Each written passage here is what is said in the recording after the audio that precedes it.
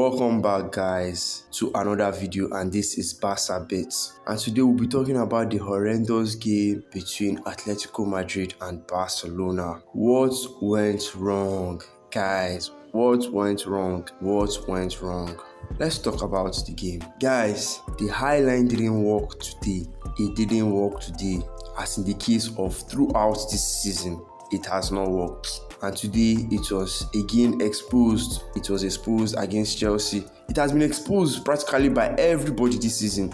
It has not just worked at all this season, and I don't know what Flick's plans are, but clearly this thing can't take us anywhere in the UCL. We are only going to get battered if an Atletico Madrid that lost to Real Betis during the weekend 1-0 could give us a 4-0 scoreline. I wonder what awaits us in the latter fixtures of the UCL. It can only get worse, guys. I have kept on saying it in all my past videos. This highline can't take us anywhere this season. It is clearly on full display. It can't win us anything. Not like this, it can't. I have always kept on saying it that we need fast-tracking defenders. If we are going to adopt this highline, we need fast-tracking defenders. They don't have the pace to catch up with the player, and that was how chances were being created by Atletico Madrid time and time again. Same pattern, same procedure every time and time again. The defense can't do nothing. We can't keep playing with defenders that have speed like that. We need to get players that are very fast, that can track back, or we change the system totally. It's not working anymore, so we don't have to kill ourselves for it. We just change the system. That's just my own opinion. We can't keep playing like this and getting battered. Last season, what made last season more interesting was we were scoring on the other end. This season it has been totally different. We don't even create chances anymore.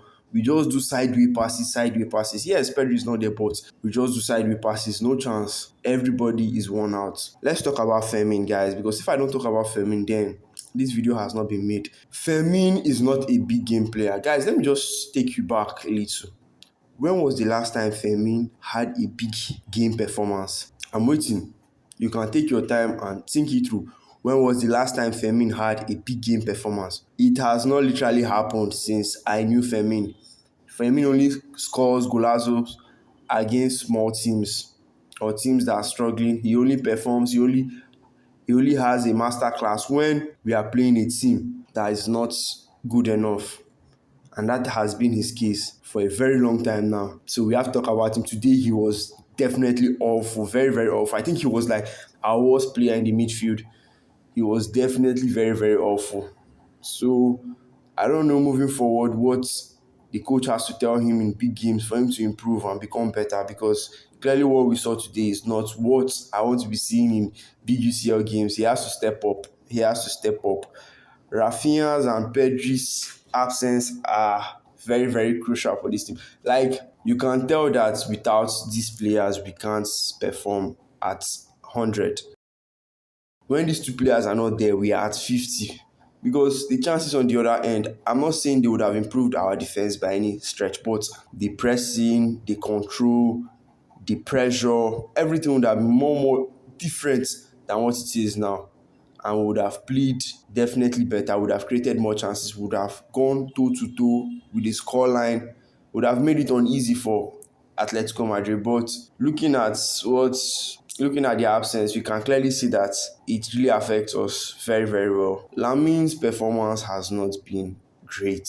I don't want to factor it to anything. I don't want to say, oh, because of this. I'm just going to keep it at that, because I see a lot of takes online that, oh, he's being marked by two players.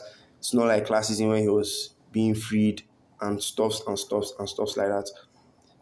Lamine against Inter Milan, the second leg, he was marked by up to 3 players.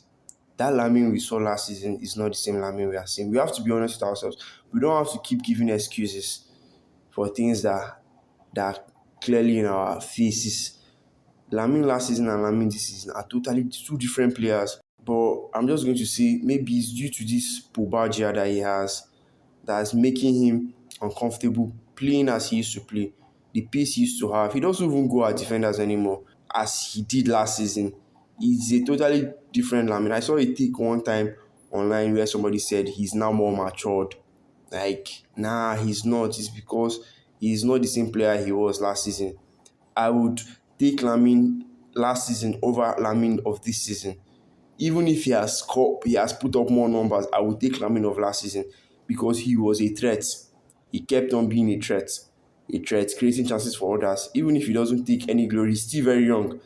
I would take Lamine of last season to Lamine of this season. This season, he has been a shadow of himself, to be very honest. And today was not any different. Casado was substituted in the first half. Flick needed to make some changes, and I'm happy Flick did make some change, though it did not affect the game overall. But I felt like we played better after Casado came off. Casado is also another player that I don't really know.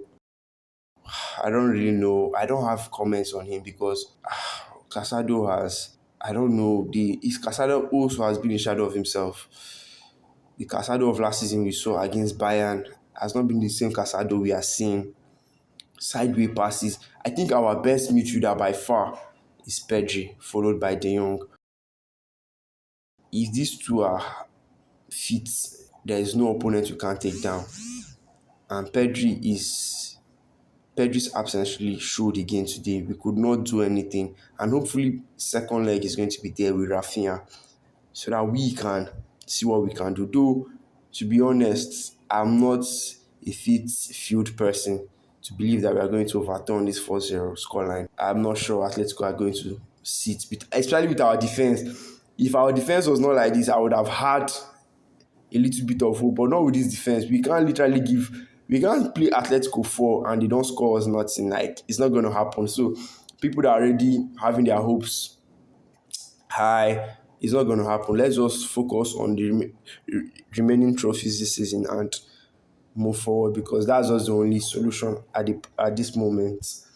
So, guys, I have one question for all of us, and I expect all of you to drop your comments in the comment section. Can we continue this high line? Do you think this high line is still plausible? Do you think we can still continue this high line moving forward? So, share me your honest opinion in the comment section. Let me know what you guys think. Thank you guys for watching. I'll see you guys in the next one.